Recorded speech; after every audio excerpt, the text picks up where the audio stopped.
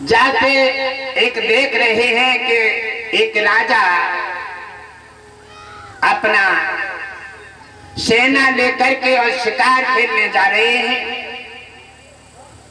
और आगे बढ़ते चले जा रहे हैं। अचानक एक पीपल का वृक्ष बड़ा सुंदर दिखाई दिया और थोड़ी गर्मी लग रही है, प्यास की भी इच्छा है, और जाकर के पीपल के वृक्ष के पास जाकर के सैनिकों को रोक लिया और कहा कि थोड़ा जलपान करें और थोड़ा ठंडक ले लीजिए, उसके बाद आगे बढ़ेंगे। पीपल के नीचे जब राजा जाकर के वहां पीपल के नीचे अपना आसन लगा लेते हैं, बैठते हैं, और बैठ करके जब देखा ठंडे ठंडे हवा चले और राजा को एक झोंका आ जाता है, विश्राम में आ जाता है। और जैसे आंख बंद हुई और राजा क्या देख रहे हैं, राजा ने देखा कि आज मैं क्या देख रहा हूं, और राजा को सप्रांत हुआ और राजा ने कहा कि दुनिया कोई किसी से प्रेम करती है, दोस्ती बना लेती है, और कहीं किसी से, लेकिन कोई भी किसी प्रकार का कामयाबी किसी को हासिल नहीं होती। और राजा के मन में अचानक बात आती है कि मैं भी किसी से अगर दोस्ती करना चाहता हूँ, लेकिन मेरे लिए कोई दोस्त ऐसा मिला ही नहीं है। आखिर राजा ने सोचा कि मैं दोस्ती करूंगा तो ऐसे से करूंगा जिससे दुनिया नफरत करती होगी, जिसके शक्ल देखते घबरा जाती होगी, और उसका जैसे उसका नाम लिया और बातें वहीं सूख जाती होगी। मैं ऐसे से दोस्ती करूंगा, अगर मिल गया तो, वरना मैं दोस्ती किसी से करूंगा नहीं। जाते हैं और वहीं से उन्होंने मंत्री को भेज दिया, शिकार खेलने का प्रस्ताव कैंसिल कर दिया, और जाकर के उन्होंने एक ब्राह्मण बुलवाए और ब्राह्मण से कहा, हे ब्राह्मण देवता, आप अपना पंचांग को उठाइए और हमें ये बताइए कि हमारे दोस्ती हम ऐसे से करना चाहते हैं जिसका नाम लेते ही दुनिया घबरा जाती हो। ब्राह्मण ने कहा, एक ही है और दुनिया में दूसरा कोई है ही नहीं। कहने लगे कौन है? कहने लगे वो है काल। राजा ने कहा, बात तो ठीक है, लेकिन ब्राह्मण देवता ये काल मिलेगा कैसे? इससे बिना मिले कैसे दोस्ती हो जाएगी? कहने लगे, वो हम तुम्हें सब बता देंगे कैसे मिलेगा और कैसे दोस्ती होगी। पहले दोस्ती का पैगाम दीजिए, दोस्ती को अपने अंदर वृक्ष तैयार कीजिए और दोस्ती का प्रेम जागृत कीजिए, और हम तुम्हारी तैयारी कर रहे हैं। तब ब्राह्मण देवता ने अपने पंचांग को खोल दिया और पंचांग खोलते और पढ़ रहे, हम देख रहे हैं। कहने लगे, राजन, आज से ठीक तीसरे महीना और रविवार के लिए रात के मतलब दिन के 1 बजे ये पीपल के पास, यहाँ से 3 किलोमीटर दूरी पर पीपल है, और पीपल पर ही एक सरप के रूप में आपके लिए काल देवता मिलेंगे। आपकी मित्रता वहां से आरंभ हो सकती है। कहने लगे, हे ब्राह्मण देवता, आपने बड़ी सुंदर बात बताई है, और कहा जाता है व्यक्ति स्वयं ही नफरत करता है, और अगर चाहे तो बबुल से भी दोस्ती पाकर के अच्छाई ले सकता है, अगर चाहे सरप से भी दोस्ती करके भी अगर अच्छाई ले सकता है, क्योंकि उसके विषय मतलब मत रखो। अगर आप उसकी बुराइयों से मतलब रखोगे तो दिक्कत तो हो ही जाएगी। आजकल दुनिया सबसे पहले बुराई से मतलब रख लेती है, अच्छाई को खत्म कर देती है। इसलिए जाकर के उन्होंने कहा, हे ब्राह्मण देवता, अब हमारी मुलाकात कैसे होगी? तब कहने लगे, मैंने आपको समय बता दिया है और आप इसका इंतजार कीजिए। और राजा ने तब तक कहा, मंत्रियों को आदेश दिया कि आप ये लगा करके यहाँ से 3 किलोमीटर दूरी पर पीपल है और वहां तक वृक्ष लगाएं, अच्छे अच्छे चंदन जैसे सुंदर वृक्ष लगाएं, और सुगंधित फुलबारे और नाना प्रकार की सुगंधित रास्ता बना करके तैयार कर दें। और उसी क्योंकि मेरे मित्र को किसी प्रकार का कष्ट नहीं होना चाहिए और 3 महीने बाद आएंगे, तब तक हमारी तैयारी हो जाएगी। राजा का हुक्म हुआ, तैयारी शुरू हो गई। बढ़िया सा रोड पड़ा और जालम बालम चंदन के पेड़ लगे, फुलवारी लगी, बेला और चमेली अतर के छिड़का हुआ और मखमल के गद्दे बिछे। अरे किसी का अगर प्रेम करना चाहते हो, किसी से अगर आपने रिश्ता बनाया है तो छल कपट मत रखिए। आजकल रिश्ता भी बनाते हैं और गांठ पहले बना के डाल देते हैं। कहते हैं रहमन बेपिता हूँ भली और थोड़े दिन की हो, सब जगत में जान पड़े सबको। मुसीबत जो है, इसी प्रकार उन्होंने कहा कि बुराई को hटा करके किसी से अगर पाना है तो अच्छाई पा लीजिए। कहा है, कहो विष्णु कैसे निभे, कहो विष्णु कैसे निभे, केर बेर को संग, चंदन विश्व्या पत नहीं, लिपटे रे भुजंग। केला और बेरिया एक जगह लगा देते हैं और बेरिया का कांटा है तिरछा।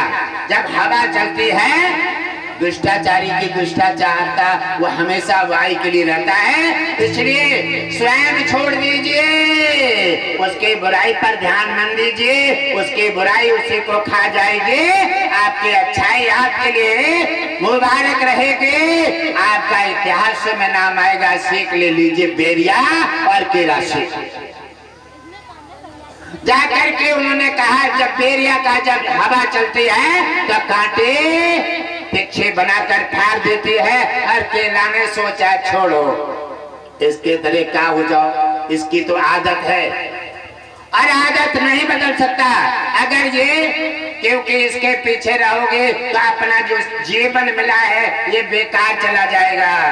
तब केरा की कितनी सुंदर सोच है। अगर केरा और चंदन से अगर आप सीख ले मानव, तो अगर कभी किसी की बुराई की तरफ, आलोचना की तरफ ध्यान नहीं दे और उससे कि मैं से गुण लेकर के और अपना कल्याण कर सकता है। मानव सबसे पहले बुराई पर ध्यान दे करके उसके बुराई लेकर के अपना नुकसान कर लेता है और अपनी अच्छाई खत्म कर देता है। इसी प्रकार केरा ने सोचा कि अब चलो का इसके बुराई के पीछे लग जाओ। और केरा ने सोचा कि बेरिया का काम है, हवा चलती है हमारे पत्ते फाड़ देती है। तो आपने देखा है केरा ने अपना सिस्टम बदल दिया, केरा ने अपना सिद्धांत बदल दिया। तो केरा के पत्ते में से पत्ता, पत्ता में से पत्ता ऊपर को निकलता है। उन्होंने कहा बेरिया हमेशा नीचे जाती है और केरा का पत्ता ऊपर चला जाता है। केरा ने कहा अपना मार्ग बदल दीजिए और इसका दुष्टाचारी में लगे रहोगे तो न कुछ मिला है न मिलेगा। और केरा ने अपना मार्ग बदल दिया। केरा का मार्ग बदलने से भगवान विष्णु क्षीर सागर में देख रहे हैं कि देखो लक्ष्मी ये है मानव के और वृक्षों के और फलन की गति। केला कितने सुंदर विचारों का है। अरे इसने बेरिया ने बार बार इसे क्षति पहुंचाने का काम किया और केरा ने सोचा क्या इससे लड़ाई झगड़ा करके अपना समय नष्ट करोगे।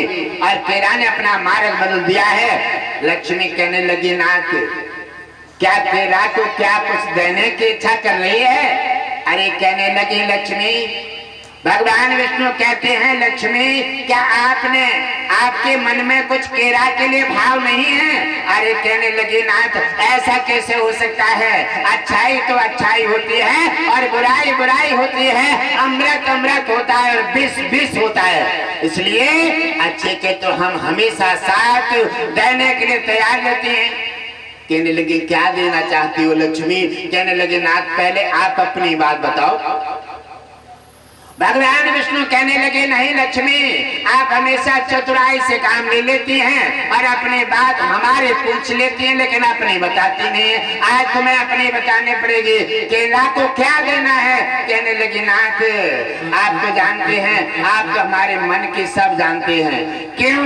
कि जो अच्छे भाव से, लगन से गौ ब्राह्मण, माता पिता और माता का और सनातन का आदर करता है, उसके लिए हम धन धान दे करके और भरा पूरा कर देती हैं। ये हमारा भाव है। तो अब केला को क्या देना है? कि केला के लिए, हे नाथ, आपके विचारों में हमारा विचार है और हम तो आपके अर्धांगिनी हैं, हम आपसे अलग कैसे जा सकते हैं? आप तो ये सोचते हैं और वही हमारा विचार है। कहने लगे, लक्ष्मी, क्या सोच रहे हैं हम? कि आप ये सोच रहे हैं कि आप केला में निवास ले लीजिए।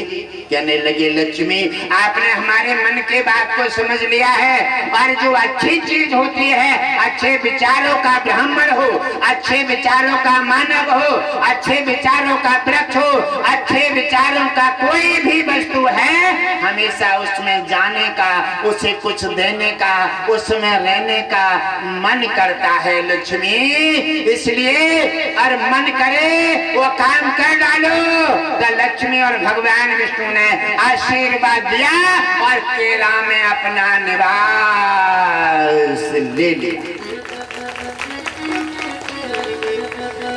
और भगवान विष्णु ने कहा, मानव धरती पर केला की पूजा एकादशी और बृहस्पतिवार को जो करेगा, वो हमेशा गुरु की कृपा, गुरु से ज्ञान मिलेगा और भगवान विष्णु से शांति और लक्ष्मी से धन धान मिल करके और उसकी मनोकामना पूरी होगी। उसके घर में आनंद मंगल होते रहेंगे।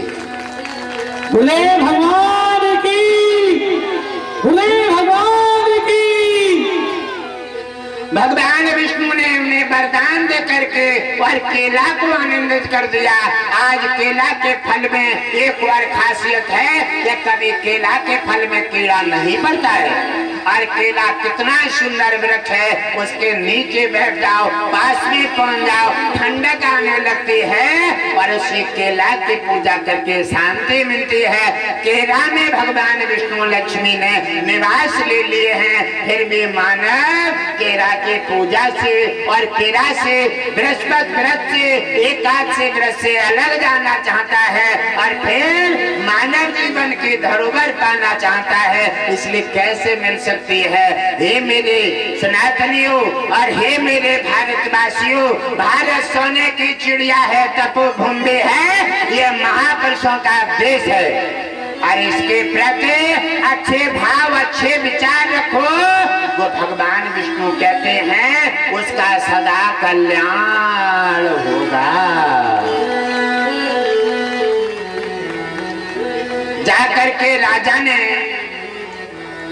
सभी व्यवस्था हो जाती है और उधर समय आ जाता है, 3 माह पूरे हो जाते हैं और टाइम आ जाता है। उधर ब्राह्मण ने अपना पंचांग अपने सामने रख लिया और राजा ने अपने पास बुला लिए। राजा को बड़ी बेसब्री से चाहते है मित्र से मिलने की।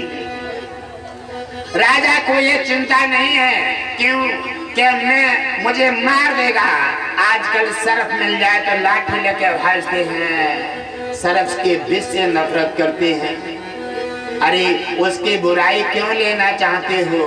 अब देख लीजिए, इस कथा से सीख ले लीजिए कि हम अगर चाहें तो बुराई से भी अच्छाई ले सकते हैं और अच्छाई से हम बुराई पैदा कर देते हैं, इससे हमारा नुकसान होता है। राजा ने बड़ी बेसब्री से इंतजार है मित्र काल देवता से मिलने का। ब्राह्मण देवता कहने लगे, राजा ने अब समय पूरा होने जा रहा है, आपकी भव्य तैयारी हो गई है, मखमल के गद्दे बिछे हैं और सुगंधित फुलवारी लगी हैं। आपने अपने मित्र के भव्य तैयारी की है। अरे तैयारी किसी के, अच्छाई किसी के साथ में करके देख लो। जब तुम्हारी अच्छाई देखेगा ना, तब विष के बरसात करना और नफरत करना बंद कर देगा और आपकी बुराई की जगह पे बुराई देखेगा तो और लंबी सी लाठी निकाल के लाएगा।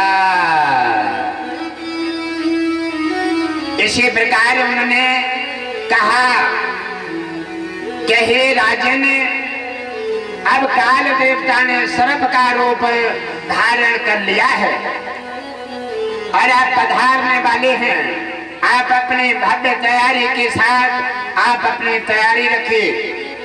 और ब्राह्मण देवता ने कहा कि हे राजन, सर्प देवता ने अपना आकर के पीपल के पास अपना निवास ले लिया है।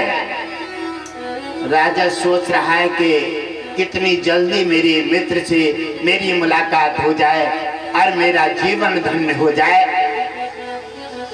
और उधर राजा को एक एक पल भारे पड़ रहा है। और उधर उन्होंने देखा कि जैसे सर्प देवता राजा की भव्य तैयारी से देख करके और उनका समझे किसने तैयारी की है और तो अपना रास्ता आकर के चुना है। उन्हें तो ये पता है कि राजा को डसना है और राजा की मृत्यु आज सर्प के माध्यम से है और वो उन्हें डसने जा रहे हैं और राजा उनके लिए स्वागत किए पड़े हैं। ये देखो कितनी अद्भुत भगवान विष्णु की लीला है।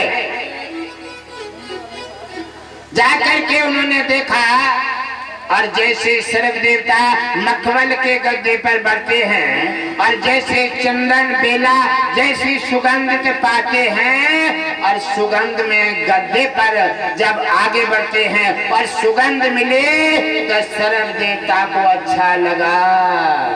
अच्छा लगा सुगंध से और वहीं मखमल के गद्दे पर सो जाते हैं।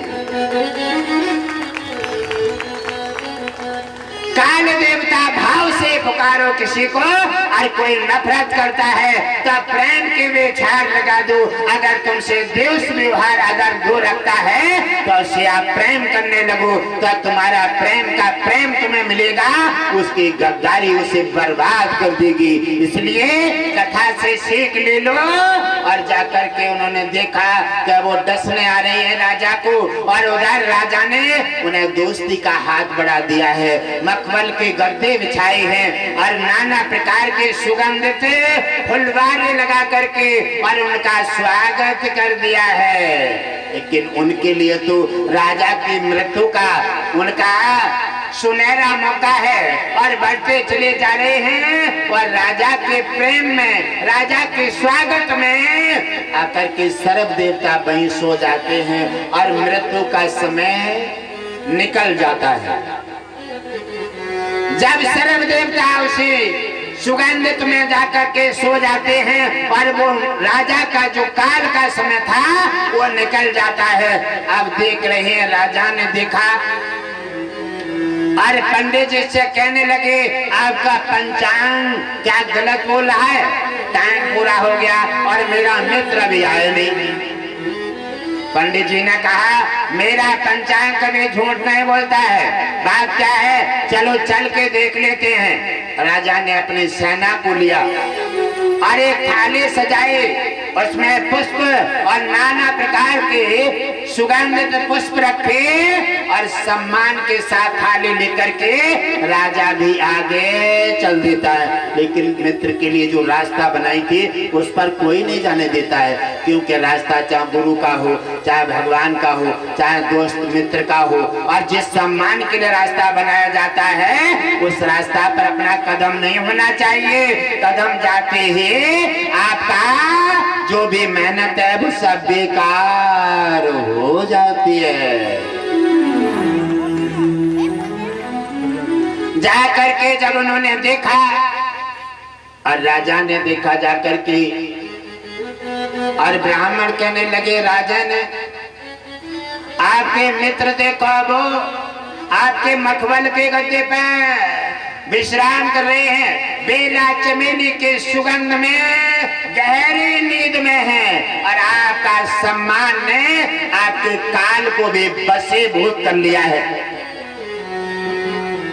राजा ने कहा, ये ब्राह्मण देवता, अगर मेरे मित्र को आने में अगर कोई संकट और परेशानी है तो मित्र का फर्ज बनता है कि उसकी सहायता करना चाहिए। सरप सोचता है कि मैं राजा को डसने जा रहा हूँ और राजा सोच रहा है कि वो काल देवता मेरा मित्र है।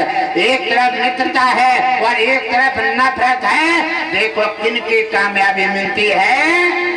दगा किसी का सगा नहीं है। ना मानो तो कर देखो, और जिन लोगों ने बुरा किया है उनके जाके घर देखो। तुम्हारी बुराई तुम्हें खा जाएगी और तुम्हारी अच्छाई तुम्हारा सुरक्षा कवच बन करके और तुम्हारा कल्याण कर देगी।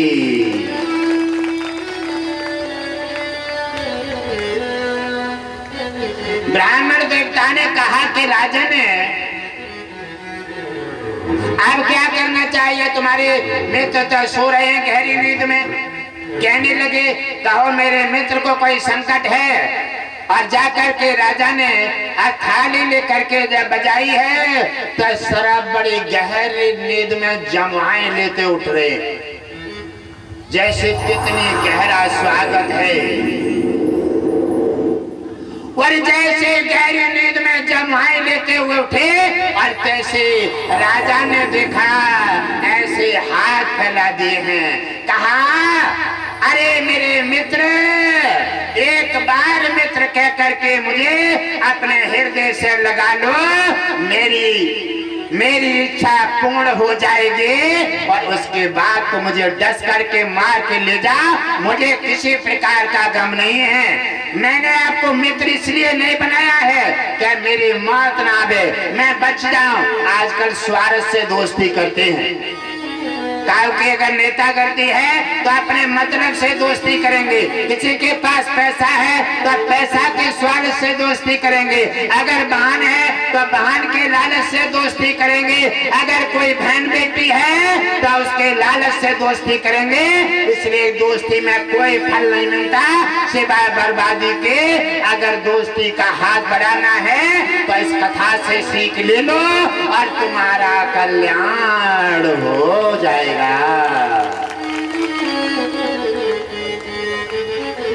जाकर के उन्होंने देखा और जैसे जमाई लेते हुए उठते हैं और राजा ने कहा, हे मित्र,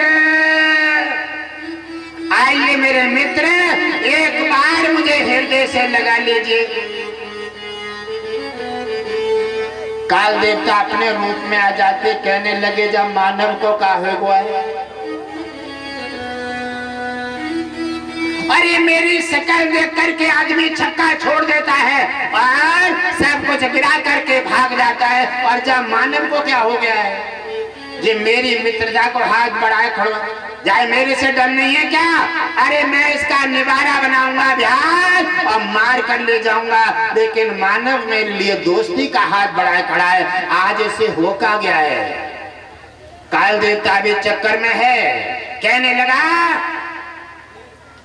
कि आज तक मैंने ऐसा कोई मानव देखा ही नहीं। अरे जिसने सोच लिया काल का नोटिस आ गया है वो पहले अपना मार्ग छोड़ के भाग जाता है। चाहे घर बीबी रह जाए, बच्चे रह जाए, कोई भी रह जाए और अपने प्राण बचा के भाग जाता है। और ये मानव कैसा है, मैंने अजब मानव देखा है। ये मौत से डर नहीं है और दोस्ती का हाथ बढ़ाए, आंखों में जल भरे और प्रेम की लहर ले और पुष्प की थाली ले मेरे स्वागत के लिए खड़ा है। और काल देवता भी चक्कर में पड़ गया है। क्या अद्भुत सीन है देखने के लिए।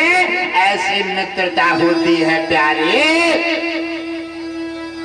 अरे मित्रता तो ऐसा बड़ा अमृत है कि बड़ा सा बड़ा चट्टान भी और बड़े से बड़े पहाड़ को भी गिरा करके मित्रता खंडल बना देती है और अपने को वर्चस्व बना करके और अपने मित्र को आजाद कर देती है। उसी समय काल देवता भी चक्कर में है और उधर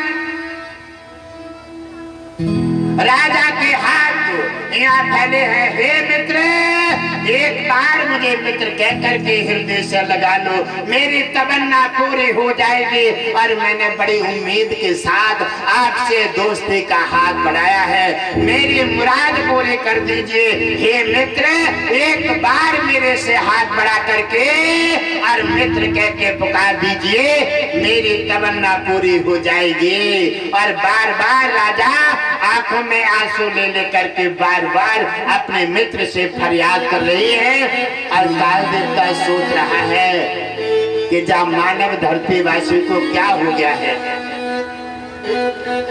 मैं इसे मारने के लिए आया हूँ और ये मुझे मित्र बनाना चाहता है, इसलिए वो सोचने को विवश हो गया। और काल देवता सोचने लगा, आज तक मेरा कोई दुनिया में मित्र नहीं बना, क्योंकि बबूल का कोई मित्र कहाँ बनेगा, सर्प का कोई मित्र नहीं बनेगा, और मौत का मित्र कौन बन सकता है, इतना साहस किन में रखा है। इसलिए काल देवता सोचने लगा, आज तक मेरा कोई मित्र नहीं बना, और जिसने मेरा नाम सुन लिया उसने मेरा मार्ग छोड़ दिया।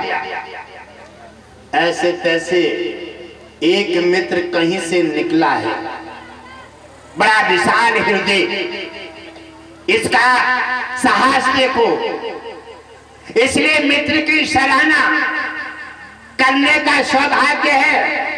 अरे मुझे सोचना चाहिए, काल देवता को भी उसकी मित्रता और उसके प्रेम और भाव ने सोचने का विवश कर दिया।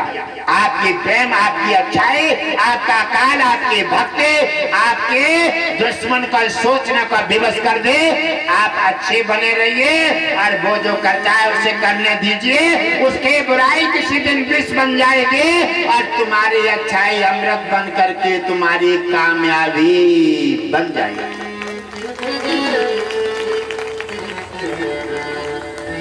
जाकर के उन्होंने देखा, काल देवता सोचने लगा कि आखिर एक ही मेरी सप्रांत तो मेरे जीवन में मित्र आया है और इसको अभी मैं डस करके मार दूं तो भगवान भी बुरा मानेगा, क्योंकि उसकी अच्छाई के हाथ फैले हैं। मैं उसमें लाठी मार दूं, इससे तो भगवान भी क्षमा नहीं करता है। इसलिए मेरी मानवता, मैं काल तो हूँ लेकिन मेरी नाना प्रकार से जो धरोहर है, मानवता है और मेरी जो शक्तियां हैं ये छीड़ हो जाएंगी, इसलिए मुझे सोचना चाहिए। काल देवता सोचने लगा, चलो कोई बात नहीं है, अगर इसने मित्रता का हाथ बढ़ा दिया है तो मुझे भी मित्र से स्वीकार कर लेना चाहिए। और काल देवता बड़े प्रसन्नचित्त होकर के रोते हुए राजा को, आंसू बह रहे हैं, और जाकर के काल देवता ने वो राजा की तरफ बढ़ना आरंभ कर दिया। और सभी सैनिक जगह जगह खड़े हैं कि ये क्या होने वाला है। और बढ़कर के जैसे आगे जाते हैं, राजा के यूं हाथ फैले हैं और मित्र ने भी अपने हाथ फैला करके राजा और काल देवता दोनों ही ऐसे चिपट जाते हैं और रोते रोते दोनों की बक्खे भीज गए। क्या दोस्ती है और क्या मित्रता, और ऐसे चिपट जाते हैं कि छूटने का मन नहीं करते। दोनों ने एक दूसरे का मित्र कहा है और दोनों ऐसे चिपट गए हैं जैसे देवता भी पुष्पों की वर्षा कर रही है। भगवान विष्णु लक्ष्मी भी कह रहे हैं, देखो, भगवान विष्णु ने कहा, देखो लक्ष्मी, यह है प्रेम। सच्चा प्रेम जो होता है, प्रेम पत्थर को भगवान बना देता है और प्यार मिट्टी को इंसान बना देता है। ऐसा है ये प्रेम जो निस्वार्थ प्रेम किया जाता है।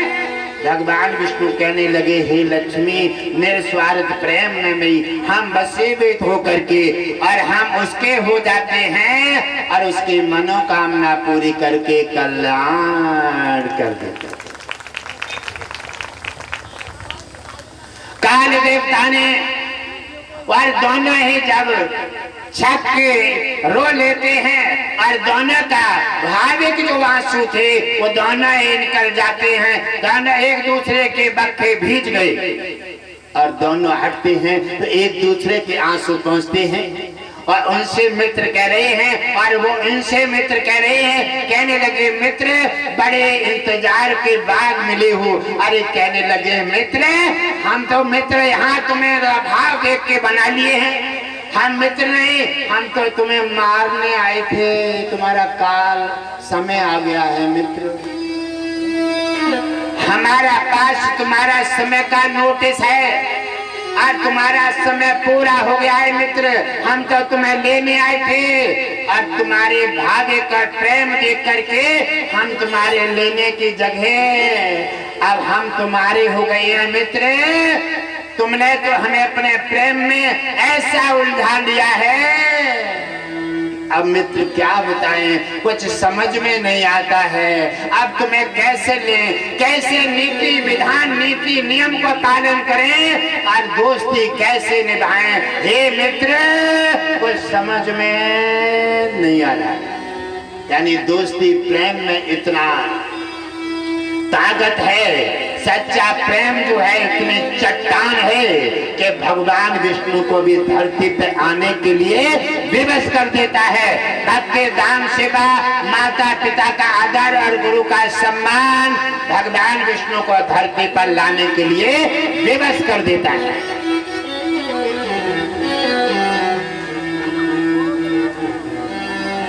और उन्होंने कहा क्या मेरे समझ में नहीं आता है, क्या मैं क्या करूं, अगर मैं तुम्हें मार के ले जाता हूं तो मेरी दोस्ती पर बट्टा लग जाएगा, दुनिया में कोई दोस्ती पर भरोसा नहीं करेगा।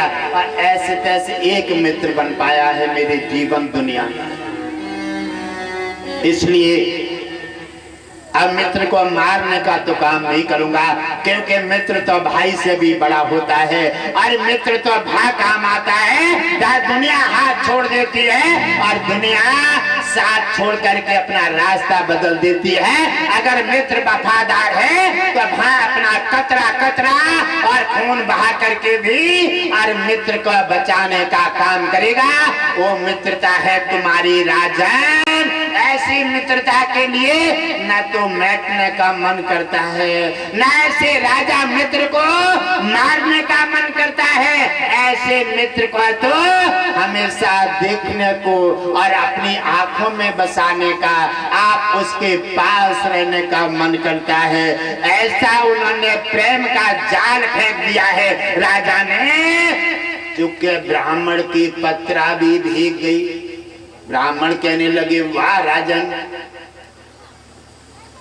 क्या कमाल कर दिया है, अरे आप तो पंचांग से भी आगे निकल गए और हमें तो इतना सपने में भी नहीं सोचा था राजा कि तुम इतने बड़ी भाविक हो और तुम इतनी अच्छी हो और तुमने काल को भी चक्कर में डाल दिया है, क्या काल को भी विवश कर दिया है और काल को भी अपना मित्र बना लिया है और काल तुम्हारी आंखों में हृदय में हमेशा रहने का मन कर रहा है। हे राजन बार बार ऐसे राजा और ऐसे धरतीवासी मानव के लिए बार बार आशीर्वाद खाना चाहिए।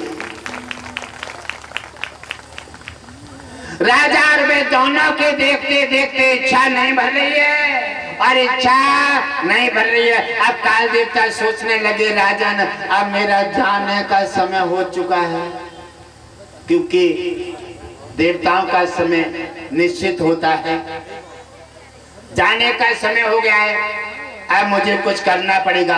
अरे कहने लगे मित्र आपको अब जीवन तो नहीं लूंगा, अब मित्र को मारूंगा नहीं, चाहे कुछ भी करना पड़े, अब मित्र आपको मृत्यु के भय से आजाद किए देता हूँ और तुम्हें अपने में से 20 साल की आयु आपको प्रदान करे देता हूँ। ये लेने आए, यमराज लेने आए। ये है ताकत प्रेम में, ये है ताकत वाणी में और ये है ताकत श्रद्धा में, ये ताकत है अपने प्रेम में। देख लीजिए, कथा से सीख ले लीजिए। और यमराज ने कहा, हे राजन, 20 साल की अवस्था मैं अपने में से तुम्हें दे करके और जीवन प्रदान कर रहा हूँ और आप आराम से आजाद रहिए। मेरी आपकी दोस्ती अमर है और बार बार मिलते रहेंगे। जब भी इच्छा करेगी आपको भी अनुमति देता हूँ, हम लोग आ सकते हैं और मैं भी तुम्हारे पास आता जाता रहूंगा और मेरी तुम्हारी दोस्ती बनी रहेगी। दोस्ती हमेशा इतिहासों में अमर रहेगी। ये है दोस्ती और बाकी है सब गद्दारी। जाकर के उन्होंने देख करके व्यवस्था जब दाखिल करते हैं और राजा सोचने लगे कि मित्र, मैंने इसलिए तुमसे दोस्ती नहीं की है, मैं कोई स्वार्थी मित्र नहीं हूं। जब मैंने तुम्हें इसलिए मित्र बनाया हो कि आपके हाथ में मेरा जीवन है और मैं मित्र बना लूंगा तो मेरा मित्र मुझे जान बख्श देगा। नहीं, वो कायर होते हैं जो अपने मतलब के लिए मित्रता में जहर घोल देते हैं। नहीं मित्र, मैं तो अपने वफादारी के साथ मित्रता निभाना चाहता हूँ। आपको मैंने मित्र बनाया है दिल से, आत्मा से और भाव से। अब मेरी तमन्ना पूरी हो गई मित्र, आपने मुझे हृदय से लगा लिया, आपने मुझे मित्र कह के पुकार लिया। अब मेरी तमन्ना पूरी हो गई है, अब मैं आपके साथ जाने को तैयार हूँ। मैं जीवन नहीं लेना चाहता, आप अपना फर्ज निभाइए और मित्र को कहीं अपना अधिकार बदलना पड़े मित्र की दोस्ती में, और मित्र को कहीं मित्र के बारे में कष्ट निभाना पड़े, कष्ट अगर झेलना पड़े तो मित्रता नहीं है, ये स्वार्थ है। नहीं मित्र, अब मुझे आप ले जाइए और मृत्यु दंड दे दीजिए। राजा हट कर रहा है और काल देवता इनकार कर रहा है जो लेने के लिए आए, और आज उनमें लेने की जगह देना हो गया है और कह रहे हैं मुझे ले चलो। अरे कहने लगे मित्र पागल हो गया है, कहीं मित्र को कहीं मारते हैं, कभी ऐसा हुआ है? कहने लगे अगर तुम नहीं मानते हो तो मुझे वचन दे दो, अब मैं तुम्हारे बिना रह नहीं पाऊंगा और जब भी मेरी इच्छा हो तभी मैं आपके पास पहुंच जाऊं। उन्होंने कहा तथास्तु, ऐसा ही हो। जब भी तुम्हारी इच्छा होगी मेरे यमलोक जीवित पहुंच जाओगे और जब इच्छा होगी तो वापिस हो जाओगे।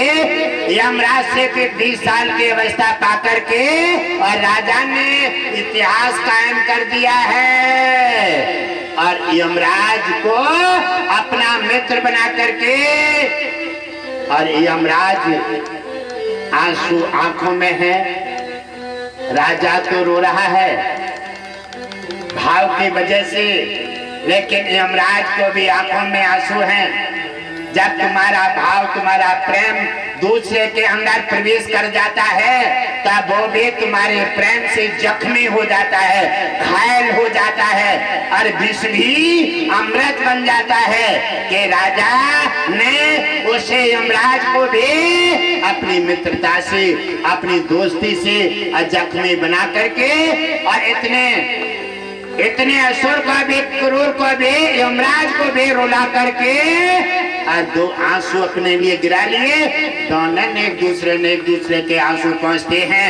यमराज अरे दोस्ती का हाथ मिला करके और चले जाते हैं। राजा ब्राह्मण के सम्मान के साथ अपने मित्रों के साथ बड़े धीरे धीरे पैरों से आ रहे हैं, जैसे पैर आगे बढ़ाए और पीछे पट रहे हैं। राजा का राज्य भी सोना हो गया है और ठेका पड़ गया है। रानी और परिवार का भी प्रेम ठेका हो गया।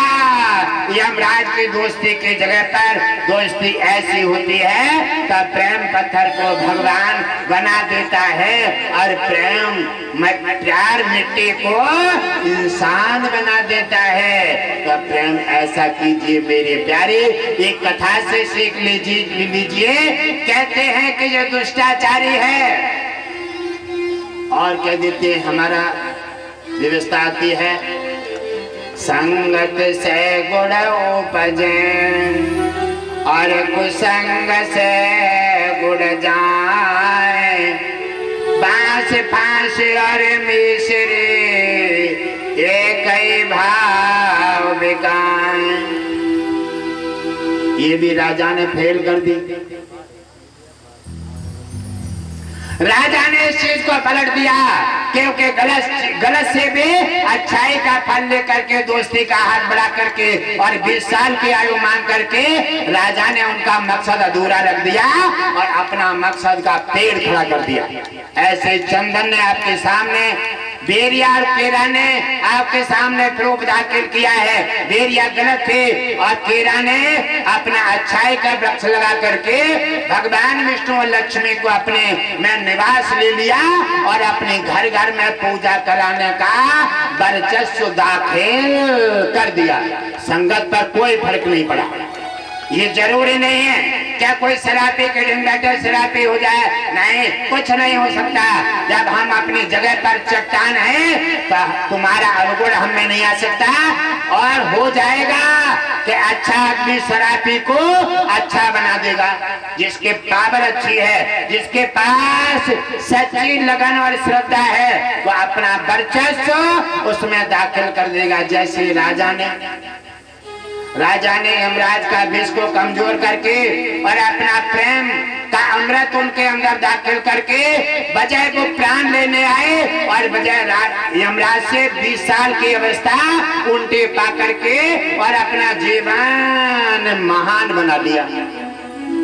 ऐसे ही कहते हैं, कहो विष्णु कैसे निभे कीर को संग, चंदन विश्व व्यापक नहीं लिपटे रहता भुजंग। कितने विषैले नाम चंदन पर लिपटे रहते हैं। और चंदन सोचता है कि अगर इसका विष मेरे में आ जाए तो महात्मा कोई भी अपने मस्तक पे नहीं लगाएगा।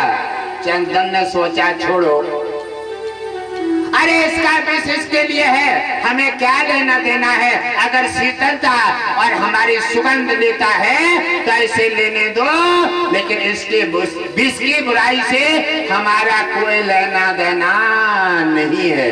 चंदन ने अपनी शीतलता उन्हें देते रहे और सरब लिपटे रहे। तो आज देखिए चंदन के लिए सभी साधु संत अपने माथे पर लगा करके और सुशोभित होते हैं और चंदन के लिए भगवान विष्णु और शंकर भी अपने मस्तक पर लगा करके आनंदित होते हैं।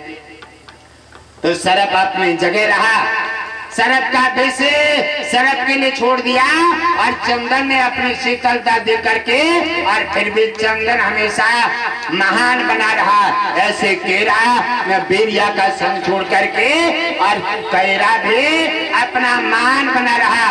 इसलिए अच्छाई अगर कोई व्यक्ति चाहे तो आपकी अच्छाई आपके साथ बनी रहेगी। अपनी अच्छाई से उसके बुराई खत्म करने का काम करो, लेकिन अपनी अच्छाई उसके सामने बुराई में मत बदलो। ये से ऐसे लोग होकर के, क्योंकि जिनकी अच्छाई अगर कमजोर है तो बुराई उस पर प्रभाव बदल देगी। अगर बुराई कमजोर है तो अच्छाई उस पर अधिकार बनाएगी। और ऐसे भक्तों का चट्टान जब भक्ति बन जाती है तो ऐसे भक्तों का सदा कल्याण हुआ है। बड़े बड़े हमारे महान भक्त भगवान विष्णु के भक्त धरती पर हुए हैं। केला के माध्यम से और चंदन के माध्यम स्वभाव के आचरण विचार से अपने नीति और मार्ग में बदल करके इतिहास में नाम दर्ज कर दिए हैं। और उन्होंने भगवान विष्णु के साथ अपना नाम जोड़ करके सूरज के भांति प्रकाशित हुए हैं और उनका कल्याण हुए हैं। संगत से गुण उपजे कुसंग से गुण जाए, बांस फांस और मिश्रे एक भाव बिकाए। इसी प्रकार संगत से भी उस पर कोई फर्क नहीं पड़ता है। जिसकी भक्ति जिसका प्रेम चट्टान बन जाता है और जिसकी भक्ति जिसके हृदय में मजबूत स्थान बना लेती है, वह दुनिया उसे भटकाए, दुनिया उसके संकट देना चाहे और दुनिया उसे बर्बाद करना चाहे, किसी में साहस नहीं है। क्योंकि प्रहलाद का कोई कुछ नहीं बिगाड़ पाया, स्वयं बाप ने कुछ नहीं बिगाड़ पाया। कितनी बार धरती ऊपर से और नीचे गिराई, खूनी हाथी के सामने डाली और कितने प्रयास किए। ये भगवान विष्णु ने ये अपना वर्चस्व दिखाया है कि जिसकी भक्ति चट्टान है और जिसने अपने भक्ति मार्ग पर पक्का विश्वास कर लिया है वह चिंता न करे, कितने भी आंधी और तूफान आए, कितना भी बड़े दुश्मन और शस्त्र उस पर वार करें, भक्त मेरा चट्टान बन जाए, उसका कोई भी दिल नहीं बिगाड़ सकता, उसको भटकाने वाला कोई पैदा नहीं। बोलो गुरुदेव भगवान की, ओम विष्णु हरि घटघटवासी नारायण की। और भगवान लेता क्या है, भगवान क्या चाहता है? भगवान चाहा है जिस भक्त ने समझ लिया तो उसका कल्याण हो गया। भगवान केवल भाव लेता है और भगवान को कोई भी चीज चढ़ाना है भाव से चढ़ा दीजिए। राजा ने भाव के साथ यमराज को अपने वश में कर लिया और भाव के बिना कोई भी कार्य करोगे पूर्ण नहीं होगा। भाव के साथ निश्चिंत होकर के मन इच्छा से खुश होकर के काम करोगे तो तुम्हारे काम में बरकत होगी, काम तुम्हारा बड़ा अच्छा होगा, भगवान विष्णु की कृपा बनी रहेगी और तुम्हारा कल्याण होता रहेगा। भाव का भूखा हूँ मैं, जय हो। भगवान कहते हैं भाव का भूखा हूँ मैं, भाव ही कसार है, भाव से भजता मुझे उसका भव से बेड़ा पार है। बोलो भगवान भगवान की।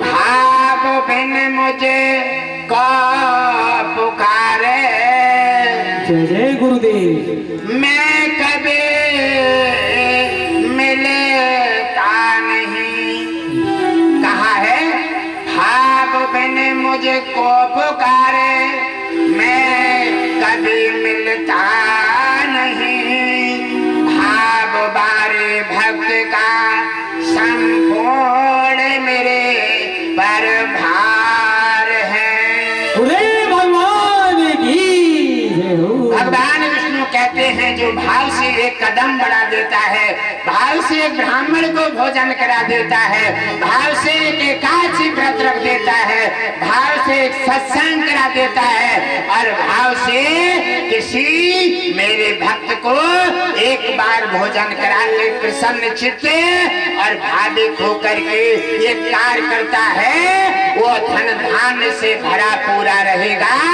गुरुदेव भगवान विष्णु के लक्ष्मी की सदा कृपा बनी रहेगी और उसका कल्याण होता रहेगा। और बिना भाव के तो अहंकार खड़ा हो जाता है। और मेरे प्रिय परिवारजनों, आज सत्संग का पहला दिन है और घटघटवासी जी ने अपना तो फर्ज पूरा कर दिया है, क्योंकि घटघटवासी जी का काम है आपको मार्ग देना, सत्संग सुनाना, अच्छे अच्छे रास्ता का आपको मार्ग दे करके गलत से हटा करके और भक्त को भक्ति मार्ग में चट्टान बना देना। क्योंकि भक्ति मार्ग एक ऐसा पंथ है जिसने पकड़ लिया और जो चिपक गया वह कभी छूटना नहीं चाहिए। और भगवान विष्णु को लेकर के साथ इतिहासों में नाम दाखिल करके और अपने साथ जोड़ करके कल्याण कर देना चाहिए। बोले विष्णु भगवान की जय हो।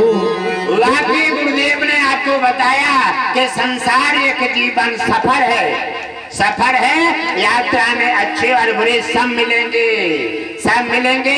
यात्रा में प्यास भी लगेगी, भूख भी लगेगी, अच्छे भी मिलेंगे, बुरे भी मिलेंगे, सगे भी मिलेंगे, गैर भी मिलेंगे और सभी प्रकार के मिलेंगे। जीवन एक सफर है, आप अपनी अच्छाई सबको देते रहिए, केला की और चंदन की भांत बन करके और सभी पे अपना प्रभाव दाखिल कर दीजिए। उनकी बुराई, उनका स्वार्थ, उनका छल कपट, उनका उन्हीं पे रखिए, अपनी अच्छाई उनको दे करके अपना और उनका दोनों का कल्याण कर लीजिए।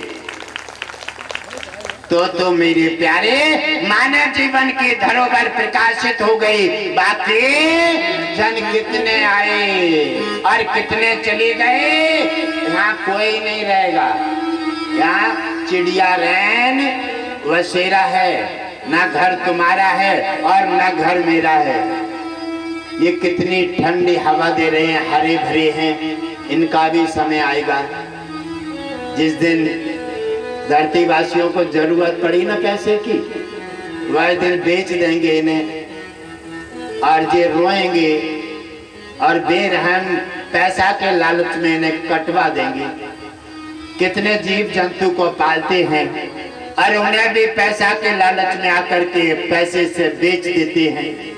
जिस गाय माता से दूध पीते हैं, बचपन से लेकर के पिया जो दिया जाता है, गाय का दिया जाता है और बचपन से दूध पीते हैं और जब बूढ़ी हो जाती है तो उसे छोड़ करके उसे कसाई के हाथ में दे करके उसे कटवा देते हैं। ऐसे भी मानव इस धरती पर और इसे भारत में रह रहे हैं। मैंने समझ में नहीं आया है कि ये भारत में आखिर क्यों रह रही है। भारत में रहने का उन्हें कोई अधिकार नहीं है, क्योंकि ये सोने की चिड़िया है, तपोभूमि है, ये महापुरुषों का देश है और ये सनातन है। और फिर भी गाय को लेकर के बेच देते हैं और वो रोती हुई जाती है, कहती है कि तू मुझे क्यों इस दुष्टाचारी के हाथ में देकर के, आखिर मैंने तेरा ऐसा क्या बिगाड़ा है। मैंने तो तुझे तेरी भूख बुझाई, तेरे बच्चों को पाला और तेरे से छोटे बचपन से तू पिया से मेरे से ही सींचा गया है। आज मैंने तेरे साथ में अच्छा किया है तो तू मेरे लिए आज कसाई के हाथ में देकर के तू कटवाने का काम कर रहा है। और फिर मानव तिलक लगा करके और वस्त्र पहन करके और दिखावा करता है, कर कुकर्म चाहो कल्याणा और का प्रभु ऐसा मूर्ख जाना। नहीं, परमात्मा मूर्ख नहीं है। वही व्यक्ति को नाना प्रकार के रोग बन जाते हैं, संकट आ जाते हैं, कोर्ट कचहरी लग जाती है और भगवान यहीं पर भुगतान लेता है। भगवान विष्णु ने कहा चिंता मत करो, गाय ब्राह्मण और कन्या के बारे में यहाँ सनातन मानव की परीक्षा ली जाती है। और जो गाय के साथ में दुर्व्यवहार करते हैं, ब्राह्मण के साथ में दुर्व्यवहार करते हैं और गुरु के साथ में दुर्व्यवहार करके अपना वर्चस्व बढ़ाना चाहते हैं, तो चिंता मत करो लक्ष्मी, उनका मैं ऐसे सफाया करके और वंशनाश कर देता हूँ।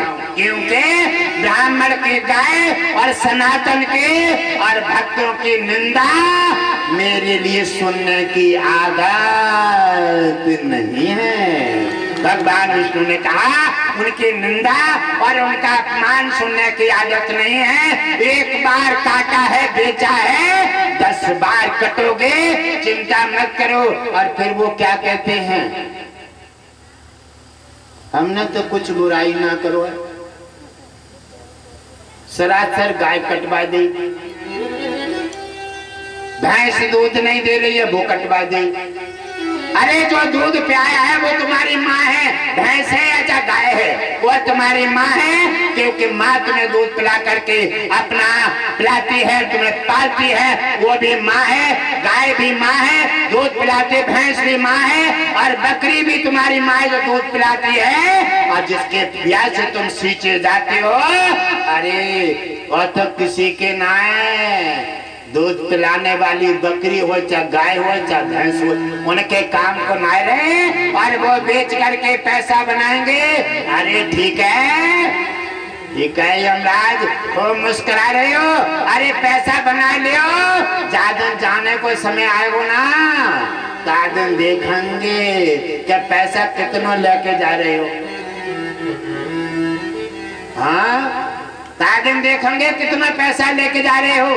अरे यमराज सब देख देख करके छाट छाट के हिसाब दे देते हो और शरीर से गर्दन पर पैर रखते हो, निकाल लेते हो। तादिन कोई ढेला तुम्हारे पास नहीं होगा।